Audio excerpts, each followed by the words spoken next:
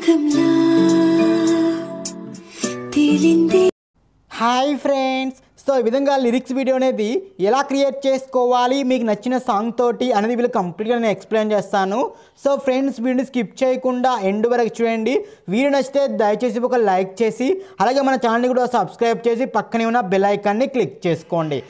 So friends, ముందుగా మనం ఈ వీడియో కోసం అలైట్ మోషన్ యాప్ని ఓపెన్ చేసి ఇక్కడ కింద ప్లస్ బటన్ మీద ట్యాప్ చేసుకొని 9:16 రేషియోని సెలెక్ట్ చేసుకొని ఇక్కడ బ్యాక్గ్రౌండ్ బ్లాక్ అని సెలెక్ట్ చేసుకొని క్రియేట్ ప్రోడక్ట్ మీద ట్యాప్ చేయండి.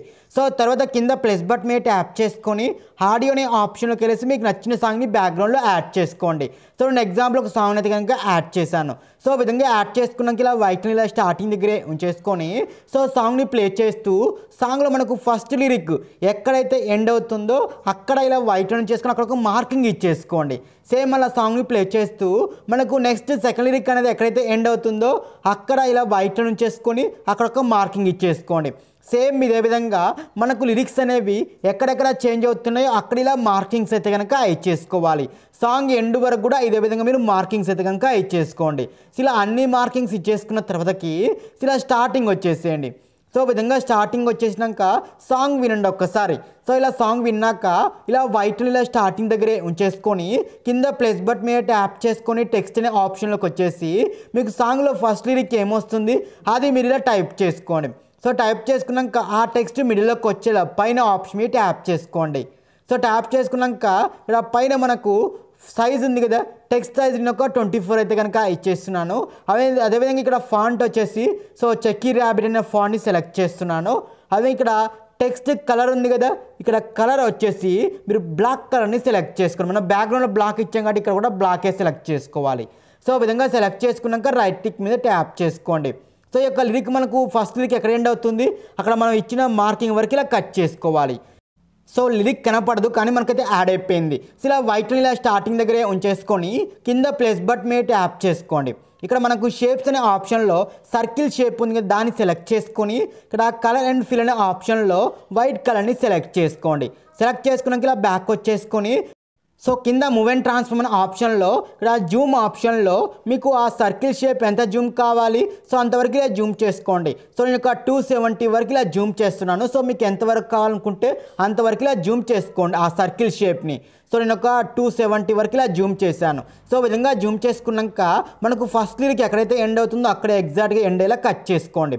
సో ఇలా కట్ చేసుకున్నాక ఈ యొక్క సర్కిల్ షేప్ని టెక్స్ట్ కింది తీసుకెళ్తే చూడండి మనకు టెక్స్ట్ అనేది ఇలా కనిపిస్తూ ఉంటుంది. సో ఈ యొక్క సర్కిల్ షేప్ని క్లిక్ చేసుకొని మూవ్ అండ్ ట్రాన్స్ఫార్మ్ ఆప్షన్లో ఆ సర్కిల్ షేప్ స్టార్టింగ్లో ఒక కీ ఫ్రేమ్ ఎండింగ్లో ఒక కీ ఫ్రేమ్ని యాడ్ చేసుకొని సో ఇప్పుడు ఫస్ట్ కీ ఫ్రేమ్ దగ్గర చూడండి సో ఇలా రెడ్ లైన్లోనే ఇలా మనకు ఫస్ట్ లెటర్ మాత్రమే కనిపించేలా ఇలా జరుపుకోండి.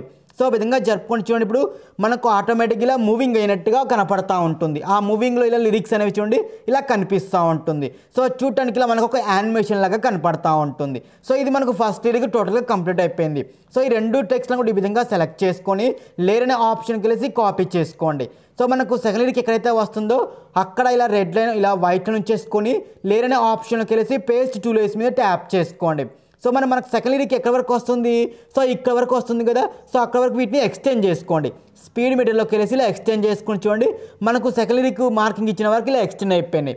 సో ఇందులో లిరిక్ ఉంది కదా, ఆ లిరిక్ని క్లిక్ చేసుకొని కింద ఎడిట్ టెక్స్ట్ అనే ఆప్షన్లోకి వెళ్ళేసి అక్కడ టెక్స్ట్ మొత్తం కూడా అరేంజ్ చేసి మనకు సాంగ్లో సెకండ్ లిరిక్ ఏమైతే వస్తుందో అది మీరు ఇక్కడ ఎంటర్ చేసుకోండి. సో ఎంటర్ చేసుకుని మనకు సెకండ్ లిరిక్ అనేది క్రియేట్ అయిపోయింది. సో ఇప్పుడు మనకు ఆటోమేటిక్గా యానిమేషన్ కూడా యాడ్ అయిపోయింది.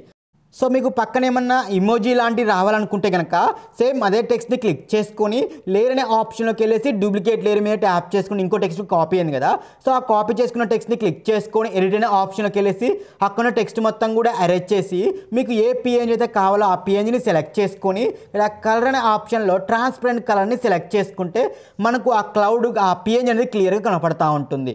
సో ఆ పిఎన్జీని క్లిక్ చేసుకొని మన లిరిక్ ఎండ్లో ఇలా యాడ్ చేసుకోవాలి. లిరిక్ ఎండ్లో ఇలా లిరిక్ ఎండ్లో ఈ విధంగా యాడ్ చేసుకోండి.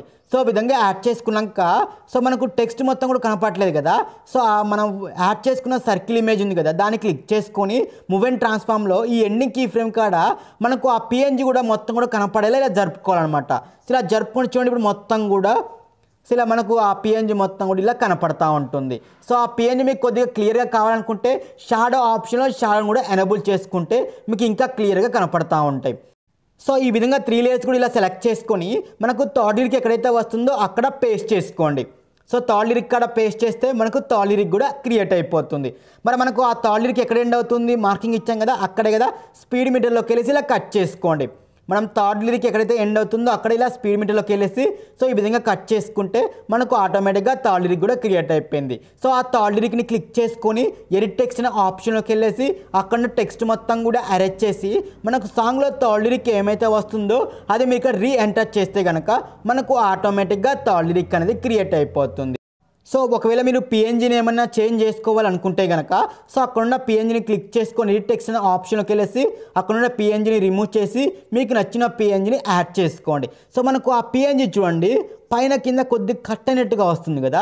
సో అలా కట్ కాకుండా ఉండాలంటే కనుక సో ఇక్కడ చూడండి సో నేను చూపిస్తాను చూడండి. సో ఇలా ఎగ్జాక్ట్గా సెట్ చేసుకున్నాక సో ఆ పిఎన్జీ టెక్స్ట్ని మళ్ళీ క్లిక్ చేసుకొని ఎడిట్ టెక్స్ట్లో పైన కింద కొద్దిగా గ్యాప్ ఇచ్చేసుకోండి. సో నేను కింద కొద్దిగా పైన కొద్దిగా గ్యాప్ ఇచ్చేస్తున్నాను. సో అప్పుడు మనకు అది కట్ అవ్వకుండా ఉంటుంది అన్నట్టు. ఇలా కట్ అవ్వకుండా చూడండి సో ఇప్పుడు ఎగ్జాక్ట్గా అయితే ఉంటుంది.